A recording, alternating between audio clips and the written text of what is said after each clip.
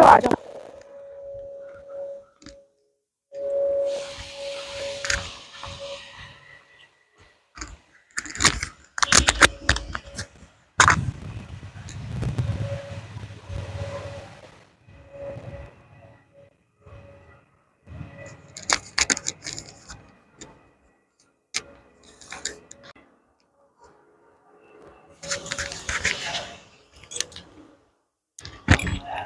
मैं यहाँ पता लगा लेती हूँ पहले, है ना। 2 मिनट रुकना, 2 मिनट रुक जाओ, नहीं तो फिर वो अपसेट होते हैं। एक बच्चा है अक्षय, वो धरना। अच्छा वो उसे मेडिकल वार्ड में था, ठीक है ना वो। हाँ हाँ हाँ, कल ही तो आया, नहीं परसों आया। हाँ मैं तो खुद ही भूल जा रही हूँ कब। थैंक यू जी। ठीक है ना वैसे। ये तो पता नहीं मैडम, अच्छा हाँ वो मेडिकल वार्ड में शिफ्ट किया था। अच्छा अच्छा, अब वहाँ से डिस्चार्ज हो गए या क्या हो गए। अच्छा कौन से वाले फ्लोर में। अच्छा जहाँ पहले वाला बच्चा था वही general ward. Thank you thank you. तो अब हम चल रहे हैं और जाके देखते हैं कि अक्षय की तबीयत कैसी है। और ये जानना चाहती हूँ मैं कि उत्तराखंड की सरकार जो है ये जागेगी कब। उत्तराखंड की सरकार गजब की है भाई। मतलब बच्चे हड़ताल करते हैं, भूखे प्यासे बैठे रहते हैं, और मुख्यमंत्री जी गजब है, वो जाते हैं घूमने के लिए। कहाँ जाते हैं? घूमने जाते हैं केदारनाथ, तैयारी करते हैं मोदी जी के लिए। कोई फर्क नहीं पड़ता कि कौन सा बच्चा जी रहा है मर रहा है। कोई आमरण अनशन पे अगर बच्चा बैठा है और उसकी ऐसी हालत हो रही है तो सरकार का एक नुमाइंदा तो आएगा। इतना अहंकार किस बात का? आपके घर में भी घर परिवार वाले हैं, आपके घर में भी बच्चे, डर होना चाहिए भगवान का। देखते हैं, अब ये लिफ्ट नीचे आने वाली है बस, और हम भी ऊपर जाके देखते हैं कि अक्षय की तबीयत कैसी है। सरकारी अस्पताल है मगर फिर भी बढ़िया है, क्योंकि जो अपना होता है वो तो हमेशा अच्छा ही होता है। इसको हम अपना इसलिए मानते हैं क्योंकि ये उत्तराखंड का है और कोरोनेशन हॉस्पिटल बहुत पुराना है। खुल जा सिमसिम।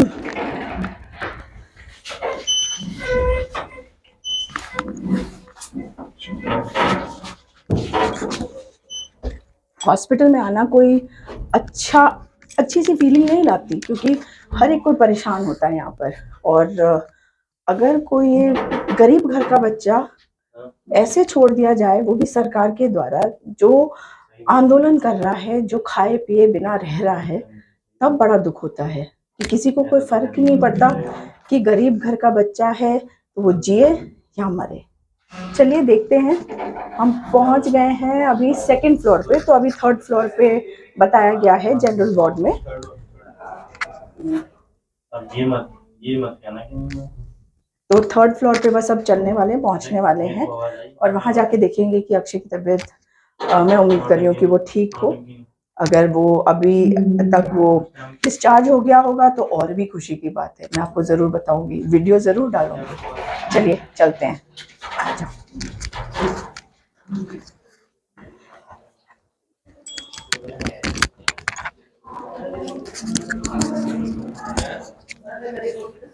वही तो, यही तो दुख की बात है कि गरीबों की तो सुनवाई नहीं होती।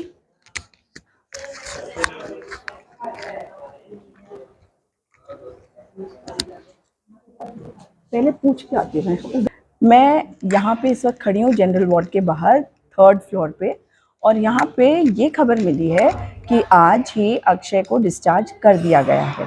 तो अक्षय को ऊपर तक आना ही नहीं पड़ा, नीचे था अक्षय, उसको वहीं से डिस्चार्ज कर दिया गया, आज डिस्चार्ज हो गया है।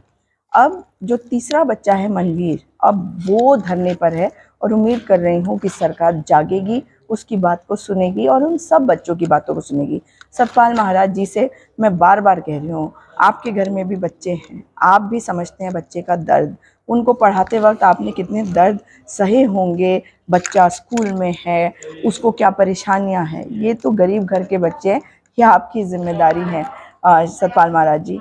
और मुख्यमंत्री को ज़रूर कहना चाहती हूँ कि आपकी जिम्मेदारी सबसे बड़ी है, और अगर इस जिम्मेदारी को निभा नहीं सकते, इतने बड़े बड़े फैसले आप बता रहे हैं आपने कैबिनेट में आज लिया है, अगर इन बच्चों के ये 228 पद आप नहीं जोड़ सकते ओरिजिनल लिस्ट के हिसाब से जो आप लोगों ने निकाली, तो धिक्कार है ऐसी सरकार पर और धिक्कार है आप पर पुष्कर धामी जी। आप मुख्यमंत्री जरूर है मगर मुखिया बन के एक पिता बनकर नहीं दिखा पा रहे। युवा मुख्यमंत्री और युवा सड़क पर, युवा बीमार होता है और हम उन्हें ढूंढते फिरते हैं। दुख की बात है मगर उम्मीद कर रही हूँ कि आप जागेंगे और नहीं जाग सकते तो इस्तीफा दे दीजिए मुख्यमंत्री, because now it is time for you to resign और बी रिमूव्ड। आपको तो हटाया जाएगा ही अगर आप काम नहीं करेंगे, लेकिन जनता के हटाने के पहले आपके अपने आका हटाने की तैयारी करेंगे, क्योंकि इतना जोर करेंगे हम, इतना शोर करेंगे हम कि उनके भी कान जो हैं वो खुल जाए। जय बाबा केदार की और जय बाबा बद्री विशाल की, जय माँ नंदा देवी की, जय माँ गौरा देवी की, जय माँ गंगोत्री की और जय माँ यमुना देवी की, जय माँ यमुनोत्री। और गंगे माँ के बारे में बहुत कुछ कहते हैं, गंगे में जाके नहाइए और अपने पाप धोइए। पुष्कर धामी जी, ये बच्चों के साथ आप जो कर रहे हैं वो पाप से कम नहीं है। हाँ।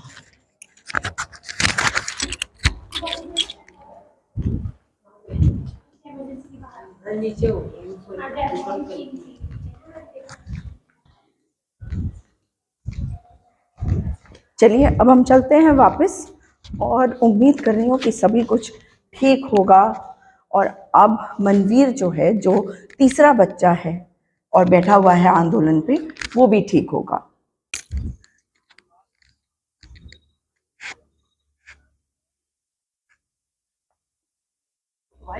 जब मुझे नहीं मिला अक्षय कोरोनेशन हॉस्पिटल में, तो मैंने सोचा कि जो तीसरा बच्चा यानी कि मनवीर इस आमरण अनशन को कंटिन्यू कर रहा है उससे मिलने आऊं। मैं धरना स्थल पे हूँ और आपको बता दूं यहाँ पे लाइट नहीं है।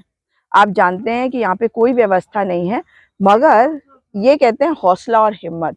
ये पुष्कर सिंह धामी जी आप अच्छी तरह से देख लीजिए, मुख्यमंत्री हैं, मुख्यमंत्री बनने के लायक तो नहीं थे, मगर आप जानते हैं फेल हो गए आप, कैसे आपको पास करवाया गया।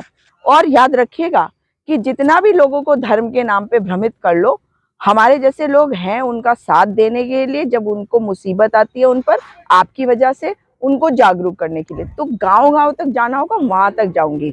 और ये देखो आप, कितना सुंदर लग रहा है ये। और इसको कहते हैं कि इतनी मुश्किलों की हालत में भी आप अपने हौसले को बुलंद रखते हैं और सरकार को चेताने के लिए फिर कोई नई चीज करते हैं। यहाँ पे कैंडल्स जलाई थी आज बच्चों ने अपने हैशटैग के साथ, add irrigation 228, hashtag add irrigation 228। और सोती हुई सरकार है, मगर यहाँ पे धरना स्थल में इस अंधेरे में कुछ बच्चे बैठे हुए हैं और कुछ खाना भी बन रहा है। मगर सबसे पहले तो हम देखें, अच्छा ये है मनवीर। तो मनवीर जो है वो आमरण अनशन पे है। ऐसा तो नहीं लग रहा कि बलि पे चढ़ा रहे हैं सब? नहीं, ऐसा तो नहीं है, सबके काम तो सबका ही है। मैं सबके लिए कर रहे हो, सिर्फ अपने लिए नहीं कर रहे हो। हाँ, अच्छा आज खाने के लिए क्या बन रहा है? बाकियों के लिए तुम्हारे सामने इतनी खुशबू आ रही है, अब क्या करोगे?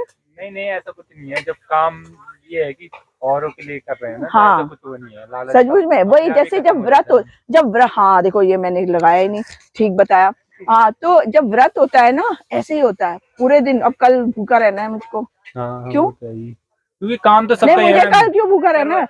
करवा चौथ, हाँ पढ़ाना भी है। समझो ना। हाँ हाँ, तो लेकिन तुम्हारा ये करवा चौथ थोड़ी है, हमारा करवा चौथ तो फिर भी टूटेगा, तुम्हारा तो चलता ही चला जा रहा है बेटा। हाँ, तो अभी परसों से हो? मैम कल से है। अच्छा, कल से हो? कल से अक्षय को ले गया था ना। हाँ, कल ले गए थे। मैं तो बहुत कंफ्यूज हो गई हूँ क्योंकि सब जाते रह रहे हैं। पहले अमरीश भाई थे, फिर अक्षय भाई आए। हाँ, तो कल मैं अभी वहीं से आ रही हूँ कोरोनेशन से। तो अक्षय डिस्चार्ज कल ही शाम को कर दिया गया था, घर भेज दिया। हाँ, नहीं उनकी भी थोड़ा कंडीशन वो हो गई थी ना, उनकी मम्मी की जी की भी, उनकी तबीयत जैसी खराब हुई थी, उनकी मम्मी की भी थोड़ा हालत खराब हो गई थी, उनको भी हॉस्पिटल ले जाना पड़ा ना। तब उसको तब जल्दी वो घर गया अपनी मम्मी को थोड़े देखने के लिए ना। कभी हालत ज्यादा डाउन ना हो जाए। हाँ हाँ, वो देख के घबराहट हुई होगी। हाँ, वो घबरा गई तो उनकी तबीयत भी खराब हो गई थी ना। हाँ, तो शायद एडमिट हो गई थी हॉस्पिटल में। अच्छा, तो शायद डिस्चार्ज होंगे वो बात की बात है, लेकिन उसके बाद वो उन्हें भेज दिया आज ना। अच्छा, ताकि उनकी मम्मी देख ले उनको। अच्छा अच्छा। हाँ, लेकिन ये है कि ठीक है, अभी फिलहाल चल रहा ठीक है, तो दिक्कत नहीं हो रही ज्यादा। हाँ नहीं वो ठीक किया, क्योंकि मेरे ख्याल से उसको मम्मी की तबीयत ज्यादा खराब थी, हाँ, उसके पास पहुंचना जरूरी। बिल्कुल मम्मी के पास जाना जरूरी था। बॉबी आप बताओ? देखिए मैम, बताना क्या है, देख रहे होंगे आप हालात क्या है। खाना यहाँ पे बन रहा है, इस तंबू के नीचे बैठे हुए हैं। लाइट नहीं यहाँ है। पर लाइट अभी जा चुकी है। ये पानी का चार्जिंग क्या वाला कर रहे हो? पानी का मंगवा रहे हैं, टैंकर सब मिलकर मंगवा रहे हैं, अपने पैसों का मंगवा रहे हैं, 500 रुपए पर डे। फिर ऊपर से पीने के लिए ये मंगवाए जा रहे हैं जो फिल्ट्रेट अच्छा, पानी है, फिल्टर पानी। हाँ, हाँ हाँ हाँ। गैलन और वो जो है हाँ। कैंपर। तो वही चल रहा है कि अपने आप ला रहे हैं टैंकर, क्या करें। हमें शौक नहीं है कि यहाँ पर बैठकर ऐसे गंदगी में बैठकर, यहाँ आजकल डेंगू का इतना खतरा है और यहाँ हाँ। मच्छर इतनी तादाद में है। हाँ।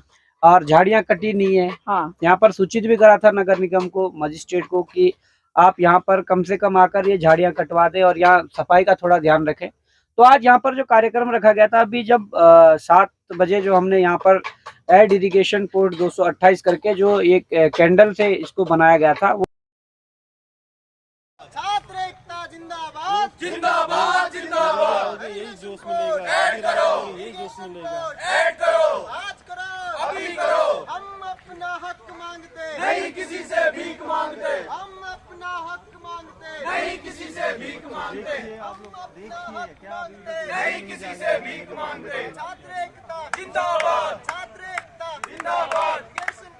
ऐड करो, ऐड करो, हम एक है, हम एक है। जो चोर यहाँ पर चुनाव के दौरान में कुछ वादे करते हैं और उन वादों को पूरा नहीं करते, उन वादों से मुकर जाते हैं। हम इनकी पोल पट्टी वहाँ पर खोलेंगे। आवाज दो, आवाज दो, आवाज दो।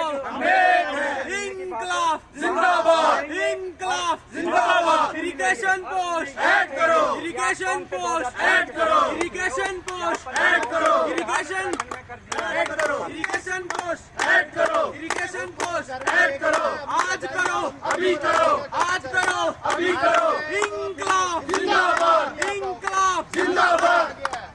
बाकी ये संघर्ष चल रहा है लगातार, और सरकार यदि 16 तारीख तक इस मुद्दे पर कोई निर्णय नहीं लेती है, इन पदों को ऐड नहीं करती है, तो 17 तारीख को एक महारैली होनी है। उस महारैली के माध्यम से सरकार को चेताया जाएगा। और फिर भी यदि नहीं होता है तो इनके जो दिल्ली में बैठे आका हैं, चाहे जेपी नड्डा जी हो, अमित शाह जी हो, मोदी जी हो, और भी जो इनके नेता है, जिन्होंने ये सोचकर इन्हें यहाँ बनाया कि क्या पता देवभूमि का कोई भला कर सके, उनके संज्ञान में बात डालकर दिल्ली कूच किया जाएगा। लगता है कि वो लोग कुछ करेंगे। उनकी देखिए, यदि उनकी मंशा होगी या उनको लगता होगा कि वो तैयारी कर रहे हैं 2024 की, हाँ, तो यदि लगता है, तो अगर कर रहे होंगे हाँ, तैयारी, तो वो उनको लगेगा कि कुछ करना चाहिए। वन्यथा युवाओं से भरोसा तो इन्होंने अपना उठ गया है। लेकिन जब चुनाव आते हैं तब तो ये कुछ ना कुछ खेल खेल ही लेते हैं, इसलिए इनको इतना डर नहीं होता। देखिए, एक बार 2 बार इंसान को ठगा जा सकता है। हाँ हाँ, है ना। ये होता है कि युवा है, क्या पता उसे नहीं था पता कि इस प्रकार से होगा, परंतु अब तो वास्तविकता ये होगी कि एक बार नहीं, 2 बार नहीं, कई बार अब ठग दिया है। तो युवाओं को कहीं ना समझ आ चुकी है अब कि वास्तव में जो हमारे नेता है वो किस प्रकार से युवाओं को चुनावी प्रलोभन देकर उनका फायदा लेते हैं और उसके बाद नजरअंदाज करते हैं। सबसे बड़ी बात तो समस्या ये है कि अब किन नेताओं के साथ खड़ा होना है, किन के साथ नहीं होना है, ये शायद युवा अब समझ चुका है। पर मुझे बहुत दुख होता है, क्योंकि ये ना राजनीति की बात नहीं होनी चाहिए। जब सरकार चुनी जाती है तो सरकार में तो जो बैठा होता है वो सबका होता है, सरकार सबकी है ना। लेकिन वो सरकार सबकी बन नहीं पाई है ना। और आज जो धर्म के नाम पे अफीम चटा रखी है, मतलब धर्म से नौकरी मिलेगी क्या? मगर या तो तुम फूल ही बेच लो मंदिर के बाहर बैठ के, यही अब चाहते हैं, है कि नहीं? देखिए, जो कार्ल मार्क्स जी ने कहा था कि धर्म एक अफीम है, वास्तव में धर्म एक अफीम है।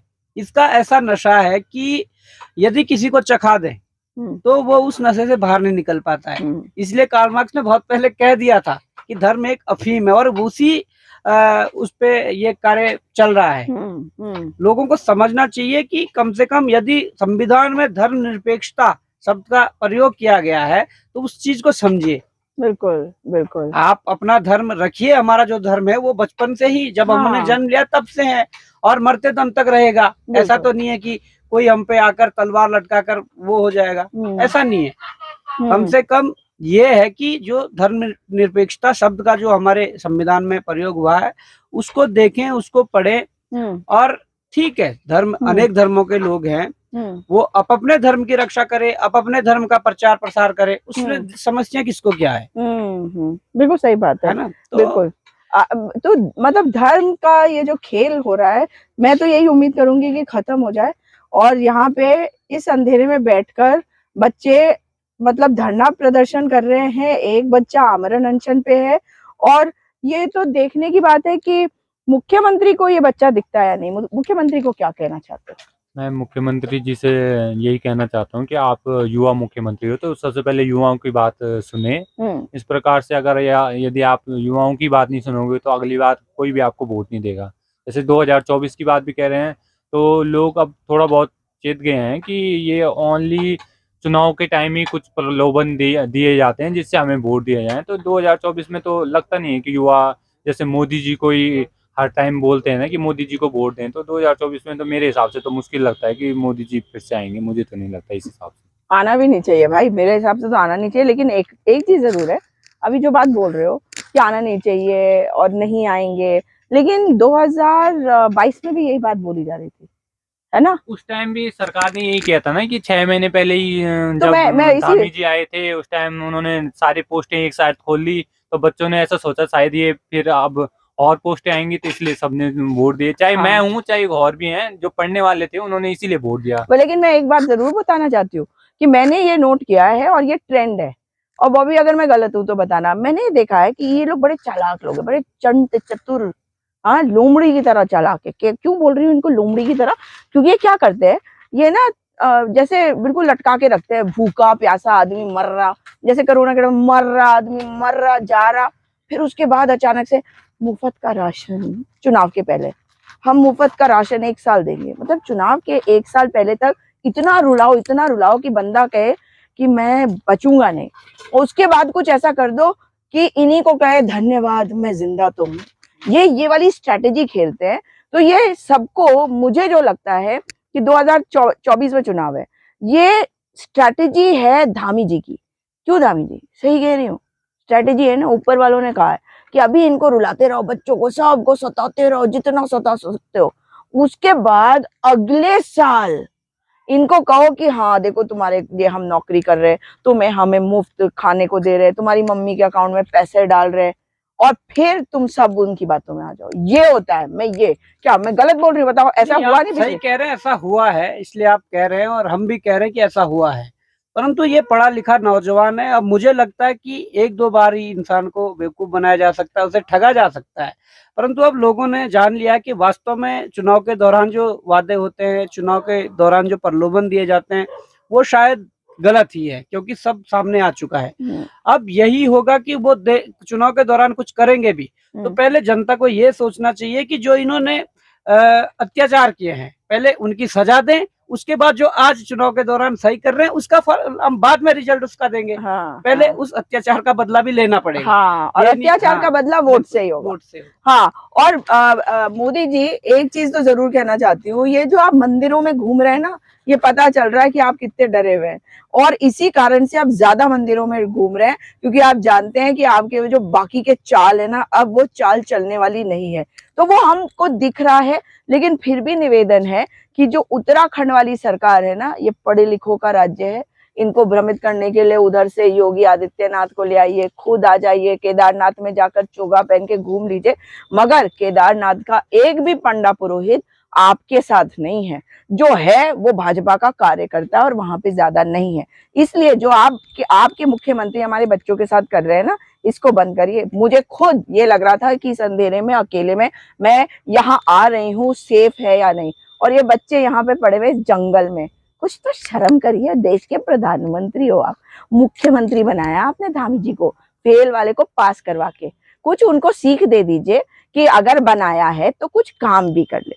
बस यही उम्मीद करती हूँ कि हमारी सरकार की आंखें खुलेगी और सतपाल रावत जी ये जागेंगे। इनको वैसे लोग सतपाल महाराज के नाम से जानते हैं, मैं भूल गई कि इनको महाराज भी कहा जाता है, क्योंकि इनकी तो कोई इज्जत नहीं है। केदारनाथ ये जा नहीं सकते, पंडा पुरोहित घुसने नहीं देते। कभी किसी ने नोटिस किया? नहीं किया, किसी ने भी कभी किया?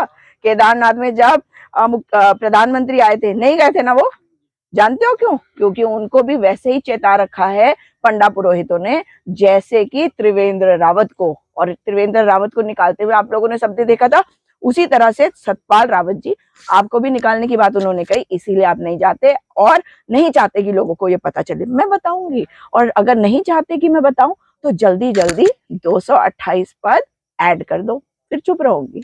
अगली बारी फिर बोलूंगी जब भी गलती करोगे।